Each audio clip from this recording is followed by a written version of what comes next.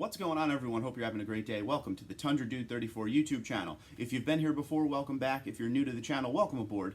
Make sure you hit that subscribe button and notification bell so you know every time I put up a new video and or a live stream.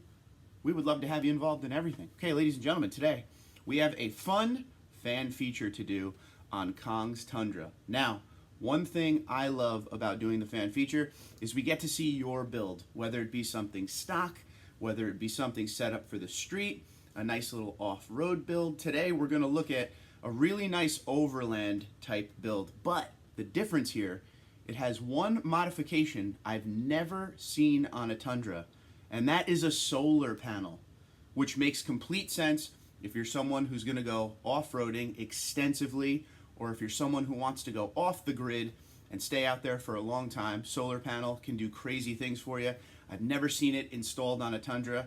Today when we look at Kong's truck, he's going to give us a complete rundown on some of the other aspects of his truck, because like I said, he's done a really nice build to it, but he's going to talk about that solar panel, how easy was it to install, the pricing, everything. We're going to find out today in the fan feature video. So, as I always say, if you would like to see your truck in a fan feature, all you have to do is email me, tundradude34@gmail.com, and I will give you all the details. So, here we go, Kong's truck. Let's check it out. Name and location, Kong Bay Lee. I go by Kong just so it's easier to pronounce. Exton, Pennsylvania. Year trim of Tundra. Any packages, TRD Off-Road, Sport, Pro. 2020 SR5 with SR5 upgrade package, TSS, and color-matched rear bumper ends. No sunroof. Don't need sunroof, and it eliminates potential leaks and gives me more headroom. 46,000 MSRP, got it down to 40,000 plus tax. Purchased in May 2020. I wanted to get a base truck since a TRD Pro is way overpriced in my opinion, and with the upgrades I added later on, the cost is still cheaper than a stock TRD Pro. List all modifications you've done. Exterior, Toyota TRD Pro LED headlight housing, wiring harness from Headlight Revolution, Toyota TRD Pro grill and bulge with the $300 TSS garnish piece underneath Toyota logo. Wrap the front bumper ends to match the middle section of the bumper, matte blackish. Diode Dynamics SS3 Pro fog lights. Lear 100R bed cap with full rails built in from Lear factory. RCI engine skid plate, black powder coated, aluminum scored from Facebook Market. CRC rust inhibitor spray on the bottom of the truck. Suspension, front, Bilstein 6112 with coil set at 1.9 inch lift, third notch from bottom. Rear, Bilstein 5160 shocks with stock leaf springs and Coach Builder Plus 2 shackles with drive shaft bearing extender. Wheels, Icon Rebound 17 by 8.5 plus 25 millimeter offset. Tires, BFG KO2, 315/70 R17 Load Range E. Important to not rub compared to Load Range C. No rubbing, no body mount shop, stock UCA, heat gun treated and push the front wheel well liner forward 1 inch.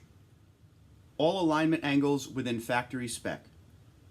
Interior, WeatherTech floor mats, AJT designed interior chrome delete, TRD Pro black shift knob, Ragufab dash mount plate with RAM mount accessories, Amazon center console organizing tray, Bluetti EB70 Life P04 solar generator, Iceco JP30 fridge freezer. Modifications you plan to do. I'm trying to keep it as stock looking on the outside as possible, but at the same time, game some off-road capabilities. I may get a pair of rock sliders that can also serve as running boards for my family to climb in, and a gas tank skid plate is also something I consider strongly. I owned and off-roaded a heavily modified 2004 Toyota 4Runner, and compared to that, the Tundra is huge. Hence the rock sliders and skid plate for the gas tank are my next things to add when the time comes. But at the same time, Tundra is still my daily vehicle for my total of 40-mile commute each day, so maintain that drivability and factory reliability is my top priority. Okay, so I asked for the story on the solar panel, why'd you do it, how much did it cost to install, how much were all the parts. My goal for this truck is to be able to serve my daily commute needs and occasional light off-road trips. And able to use it for long-haul road trips I have been planning for years that I still never had time to make happen yet. Traveling with a toddler would require us to bring dairy products all the time, and that's impossible without a fridge in the summer days. So I bought the fridge and a portable solar generator battery to power the fridge. The 600 to 700 watt hour solar generator battery I have is good to power the fridge for 2 to 3 days max. It is perfect for a weekend trip, however anything longer would require a power source to top off the solar generator battery. So to prepare for long trips, I started looking into solar options. As I know for a lot of the overlander van life builds, solar energy is a key component to stay off the grid for a longer period of time.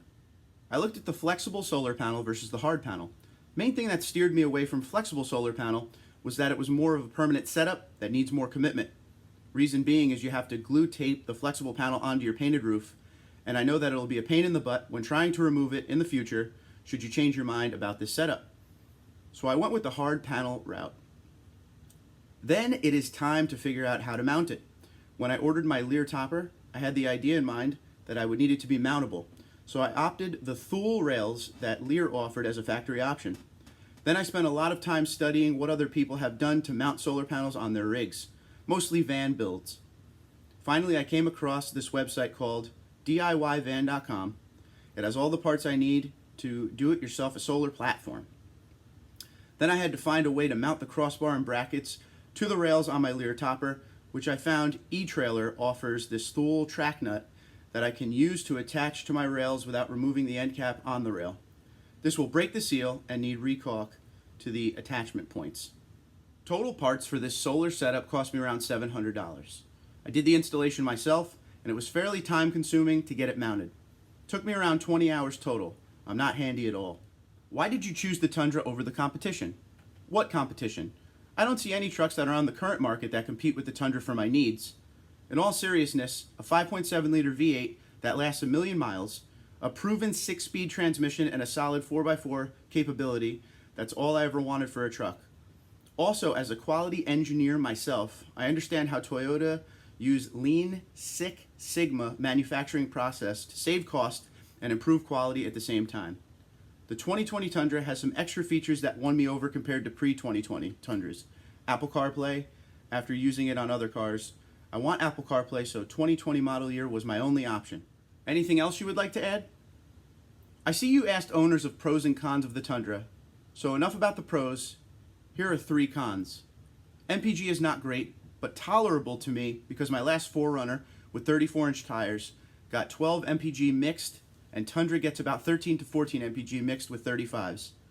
I have driven from Philly to JFK Airport, round trip getting around 16 to 17 MPG, and that is amazingly good in my opinion. Bed bounce is another one. I envy other truck bed bounceless box frame designs, but I completely understand that with a C-channel frame design, it is inevitable. Just an eyesore to see my Lear cap bouncing with the bed every time I go through roads with even a small amount of unevenness. Rear cabin pressure equalizer vents. I started noticing this after I got my Lear bed topper. Each time when I was in an auto car wash channel, at the end of the process, it was this high power air blower to dry the vehicle off, and somehow with the Lear topper, it directs a lot of the air into the gap between the cab and the topper, and then eventually reaches the 2 side vents on the back of the cabin wall, and blows right back into the cabin hard. It literally felt like the windows were open in the middle of a tornado. Blew stuff around in my cabin. Alright guys, here's my Tundra. As you can see, the roof panel setup. Solar panel. It's a 175 watt Renogy panel, hard top or hard panel. And I wired it from the front and all the way down. And on the bottom, there is a Gourmet that I wired it in. I basically plugged it in and then extended it to the bottom of the second row passenger seat from here and up. It's right next to the passenger seat mount. And this is the MC4 wire. Had it run up on the footwell of the passenger side, and you can see it's pulling 108 watts and it's consuming 46 watt to here, to the fridge. and it's running, and it's set at 36 Fahrenheit. And it works.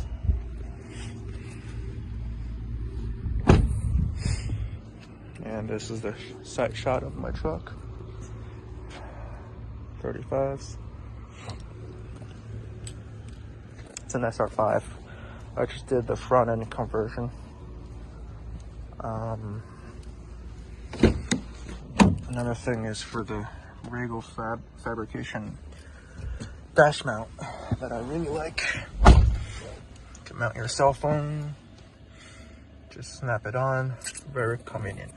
All right, so what do you think of Kong's build? I think it's awesome. I think a solar panel is amazing if you're in a situation like him, you know, long trips, baby in the car, you need the stuff, dairy products to stay cold, all that kind of thing. And he also does some off-roading, and he wants to do some overlanding with it. So he goes to those websites where folks go off the grid for a long period of time to find out how to do this. This is amazing, and this is what I love about the fan feature. Unique stuff people put on their truck. The truck looks great. It's not super hardcore overland looking on the outside. Good wheels, good tires, nice even lift, and the solar panel on top. It's not too insane to the point where you know, it's an eyesore, and I think that's awesome. One question I want to ask all of you in this video: what do you think of bed toppers like the Lear topper Kong has on his truck? Are you a fan?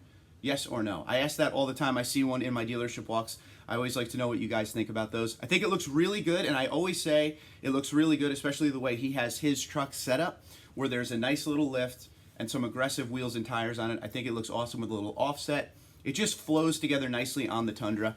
But Kong, thank you very much for sending in your truck and the solar panel story. I'm sure there are some folks out there that are looking for that option that spend a lot of time in the dirt, especially out west and everything. So if you guys have any question for Kong, all you have to do is go down in the comments and let him know what you think about his truck and anything you want to know. I'm sure he'd be happy to tell you. It was a great story. He answered all the questions that I asked him, which was awesome, in detail, which is what I really wanted here. Fan features are great when there's unique items like this. I love when the owner talks about every aspect of it. So thank you very much, Kong. And also, once again, if you would like to see your truck on the Tundra Dude 34 fan feature, it's very simple. Email me, tundradude34@gmail.com for details, just like Kong did today. 15 to 20 pics, a small story. I will give you the questions for you to answer, which make it a lot easier for everyone, like a template, and we will go from there. But I thank you guys so much for watching. I know how much you love the fan feature videos, to see what your fellow Tundra owners are doing to their truck out there. So until next time, Twitter, Instagram, LinkedIn, Facebook at TundraDude34, TundraDude34@gmail.com. You guys have a great day, be safe, and be well.